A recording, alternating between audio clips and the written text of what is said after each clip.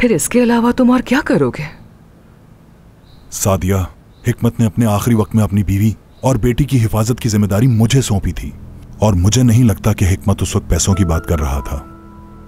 देखा नहीं था तुमने क्या, जब उसका बेटा मुझ पर चिल्ला रहा था तो वो कितना डर से गए थे, और वो भी खास तौर पर उसकी बेटी। उन्हें देखकर लगता नहीं है कि वो इतनी आसानी से डर जाएंगे किसी से। ठीक है, मुझे इसी जवाब की उम्मीद थी तुमसे, और ये आदत तुम्हारी कोई नई नहीं है। तुमने उनके बारे में अपना फैसला पहले ही कर लिया है। ठीक कहा ना मैंने? वो भी बगैर कुछ सोचे, ऐसा ही है? समझ तो ये नहीं आ रहा कि तुम भी उन्हें अच्छी तरह से नहीं जानते हो, लेकिन फिर भी उनकी हिफाजत कर रहे हो। लगता है उन्हें इसी घर में लेकर आ जाओगे। तुम ऐसा करने का सोच तो नहीं रहे कहीं? सादिया, मैं सचमुच थक सा गया हूं।